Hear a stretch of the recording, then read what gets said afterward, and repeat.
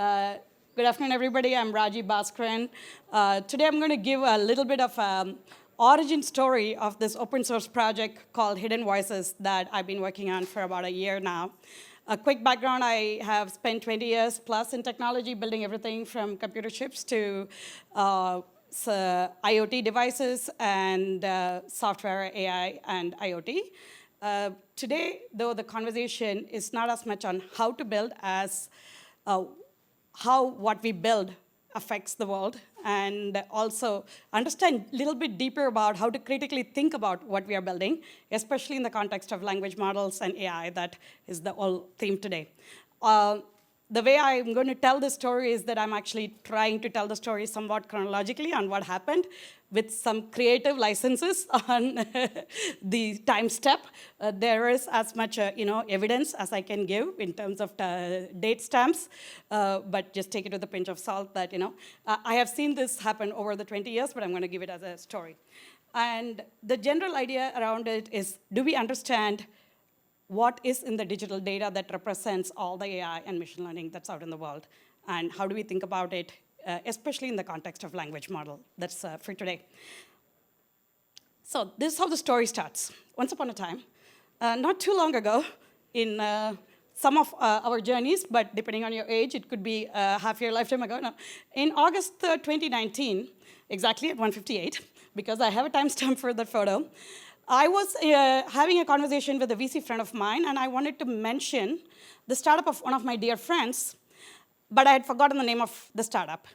Like all of us would, while I was in the video call in the computer, I pulled my phone out and put her name in, hoping the name of the startup will show up, and I will seamlessly hide my ability to remember names of people. So I put there, as you can read, Hamsa Balakrishnan. And that's the result I got. I will let it sink in. This is not in 2003. It is in 2019. The whole page, the whole screen, there's nothing about her.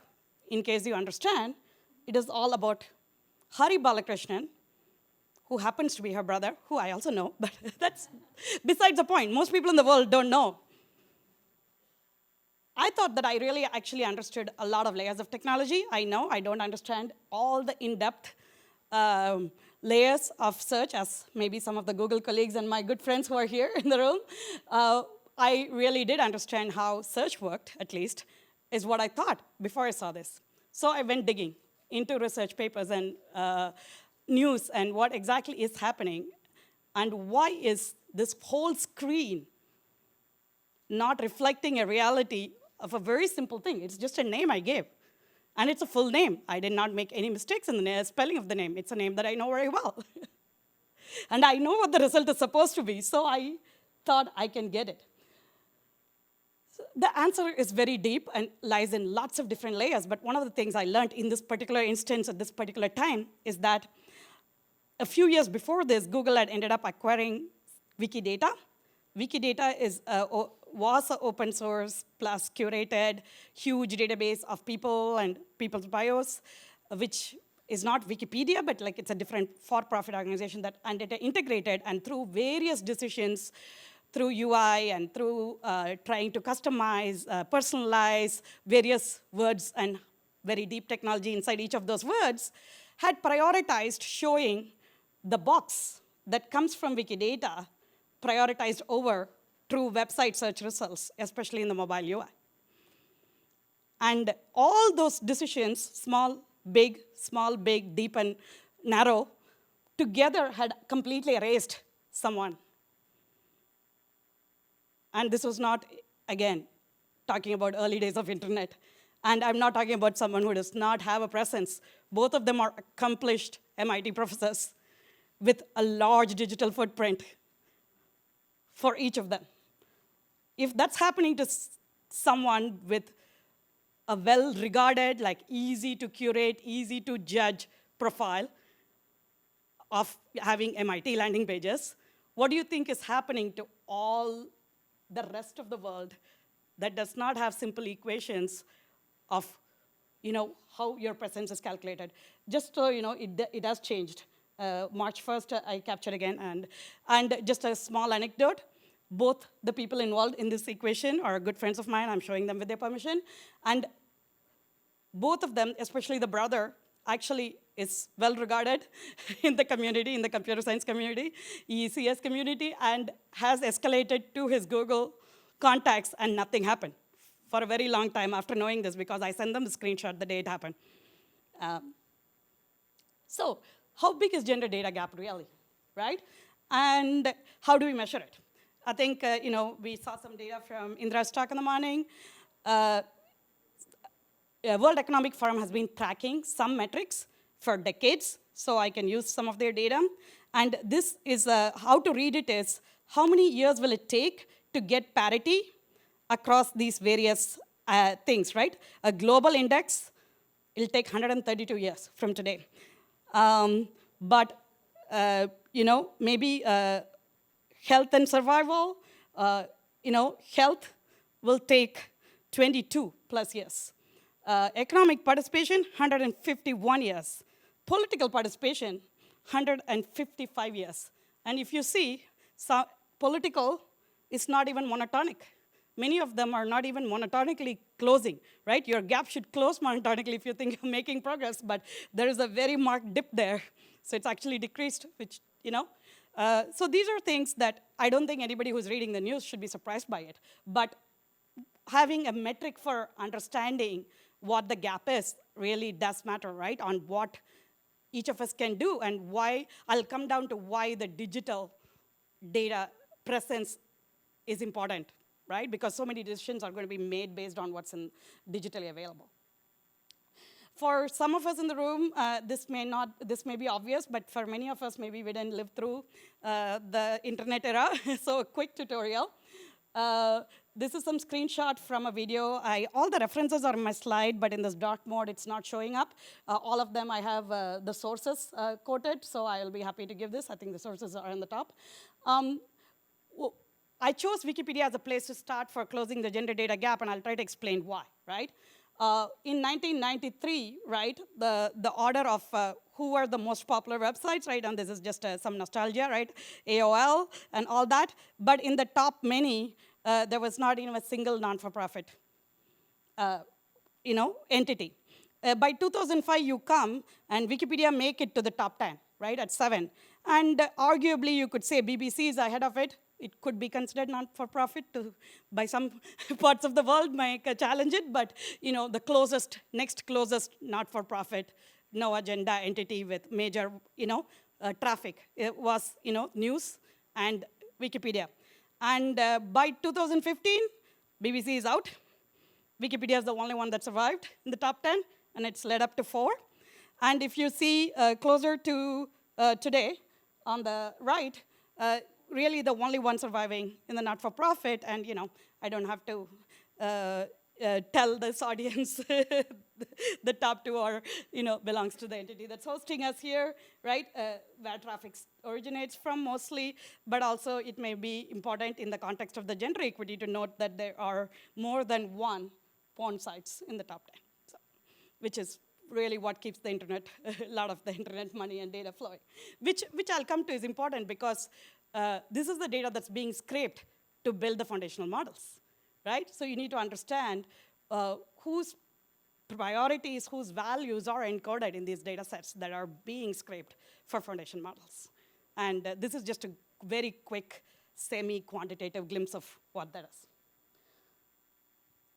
So let's try to understand a little bit about the business model, right, for Wiki.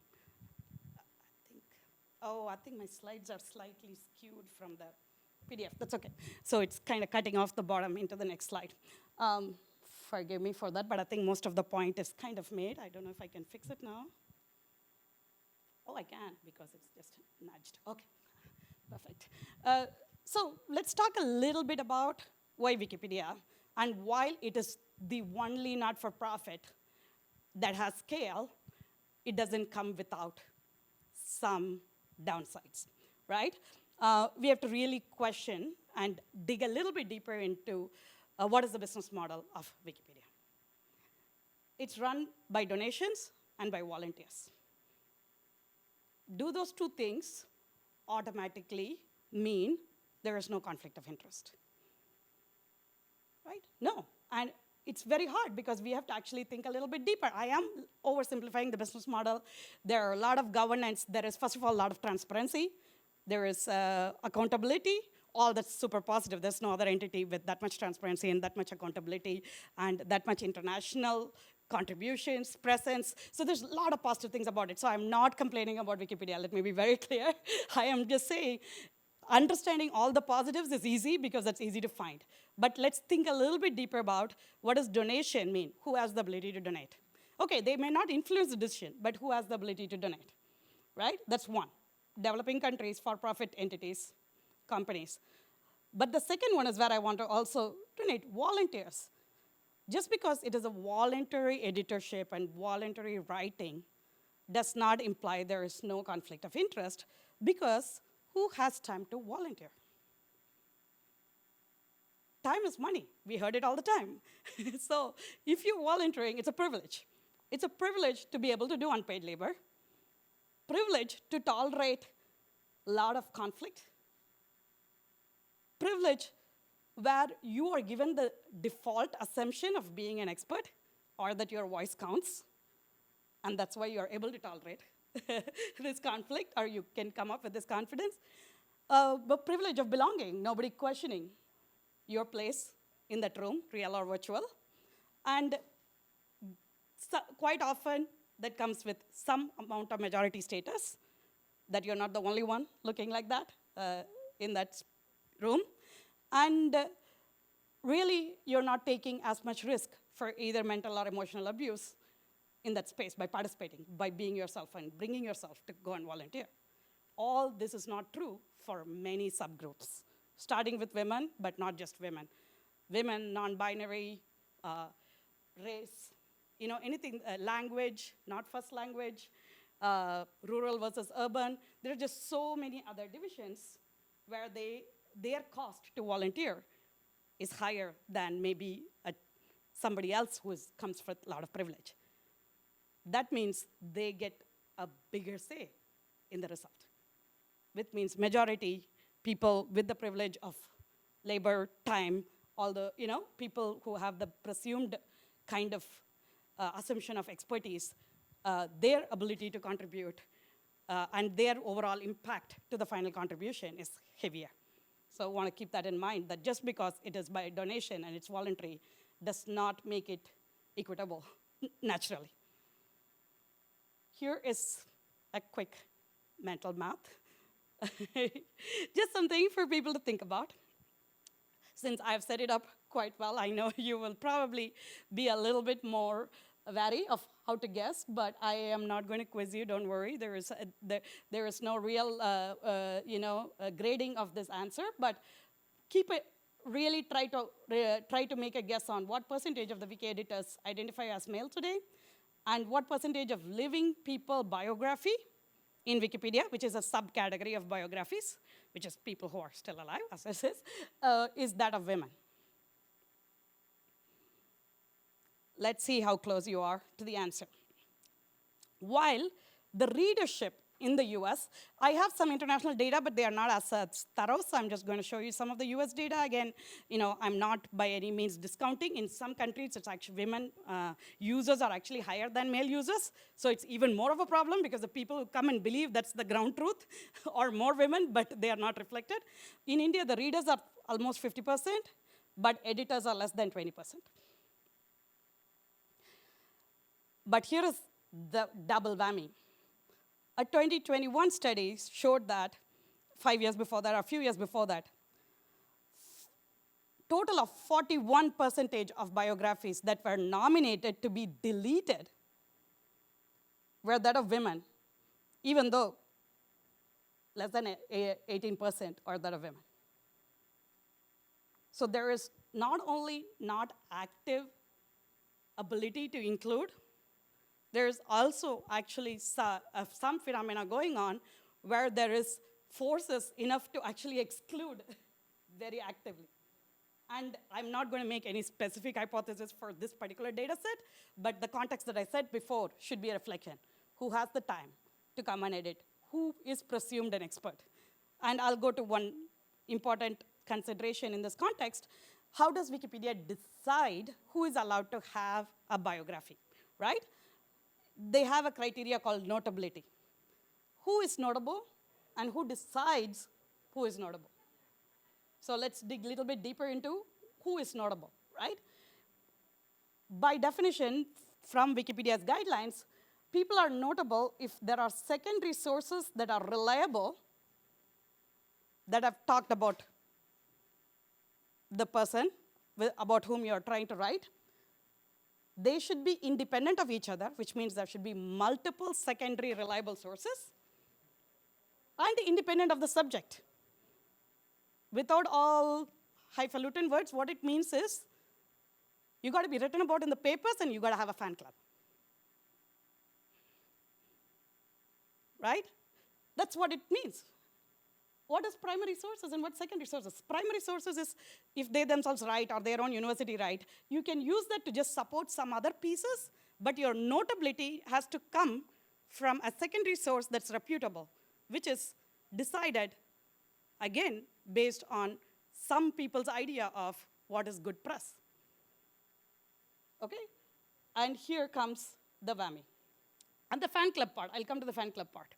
So in real life, if you don't have a fan club, so if you're a professor, your student cannot write about you. But your student probably really knows what you've done and what you've contributed to the field the most. But that will be discounted by this criteria. Right? And so that idea that they should be independent of the subject, right? While in principle is very good, you have to understand what it means in practice. What are the implications of it in practice? So this, I think, starts what I call this vicious cycle of finding independent secondary sources.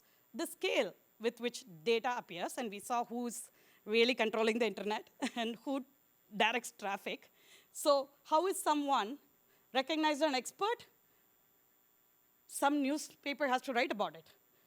How is newspaper writing? They're searching for an expert. And when the newspaper writes, or they're searching for awards. Who is already getting awards? Who already gets written about by the newspaper? It's a cycle. And how do someone break into this? Because it's a completely self-fulfilling cycle. Especially once it's at scale, it's very hard to break into this. Right? How does a report start doing research today? Wikipedia and Google. Yes?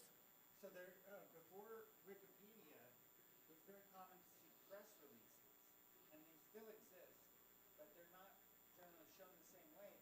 And now there are literally hundreds of boutique PR firms that do nothing but write articles and submit them as freelance content to the sources that Wikipedia considers reliable for around $5,000.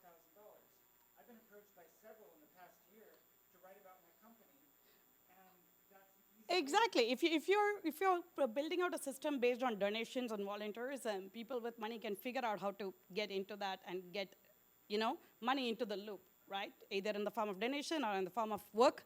This unpaid labor could be paid indirectly, right? And that's part of what happens quite often, right? That's really why I wanted to kind of break down the business model first before getting into the idea of indexing. But wait, it is possible that we can break this. There is one person, if you have not heard of her, you should go check her out. Jess Wade, she's a juggernaut who personally wrote 1,700 plus STEM women biographies in Wikipedia. She's just been knighted, I think, since I pulled this slide out. Sorry, I haven't updated the slides since March, but I think sometime between March and now, she got the Queen's something, knight. But really, but is one just enough, right? There are 1.5 million biographies. So what we need is something that can enable thousands of Jess Wades, not just one. Right? And Jess can only write about science, women in science, in domains that she knows. She's a professor, She cannot write about medical doctors. She cannot write about, maybe astronomy. She cannot write about the world of advertising or marketing. So we need thousands and thousands of just weights, and that's essentially what we are trying to do with Project Hidden Voices. What we want to do is acknowledge the reality, but reduce the labor cost of participating in Wikipedia, in the wiki ecosystem generally, right? And what we want to do is we don't want to eliminate the human in the loop, but we want to reduce the barrier and the cost, right? So we want to find multiple search tools for published references, use some information theoretical ideas to extract relationships and sort, critically maintain original source referencing, so we are not hallucinating. I'm not saying, there is a room for language model in this, but it is not a blind use of it, right? It's not just plug in and hope that ChatGPT will give you directly, or bot will give you a wiki-style biography. That's going to have all the problems that I alluded to, most likely. And it is going to have one important problem I'll come to, and just reduce the, formatting and other syntactic elements in the UI, so an expert who knows critically about this topic can synthesize and finish writing very fast. So again, our goal is to reduce the labor cost of participation, not eliminate the humans in the loop. With these 4 steps, here are some of very big, grand challenges. This is all deep technology in the back. We are starting to scratch the surface of it, and the whole Wikipedia biography is really tip of the iceberg of the overall gender data gap problem, but we got to get started somewhere. So we are starting with what we believe is a logical starting point. Search is inherently already biased by volume. I started with that in the first, right? Between Hamza and Hari, the one difference is that Hari is a little bit older, has been covered by press a lot more, right? And that's kind of what probably pulled him. I mean, other than the fact that there is something really wrong with the design of that UI, because it should not be really showing somebody else. But also, it's also personalized for my search. So who knows whether that search for somebody else might have looked different? I don't know. I have no idea. And it's very non-transparent. There's nothing anybody can do. Even with access to high-level Google people, the people involved here could not, make a dent. So what we want to do is make sure that our UI has enhancement from domain experts. Sorry, I don't know why this formatting keeps, one more click. Yes, we can automate kind of understanding key concepts and key relationships, but we got to be watchful that we don't eliminate minority ideas or homogenize concepts too much, because that's what we are trying to avoid. So saying that, we can have a multi-step information theoretic is not really solving the problem entirely, because how you structure what you're looking for, what relationships you're looking for, what entities you're looking for also needs to be very mindful and thoughtfully designed so that we are not eliminating minority ideas. One thing that any automation can do very well is help ID original versus derivative content. At least I think that's a little bit of an easier problem for automation. That's the only one of the 4 problems that's somewhat easy to automate in this whole stack. The last one is the UI and UI design. And that's also fought with a lot of potential issues. And I will give a little story at the end towards that. Too much prompting, too much trying to reduce the work for the human in the loop can also create independent critical judgment harder, depending on how you design the UI. So luckily, we have a design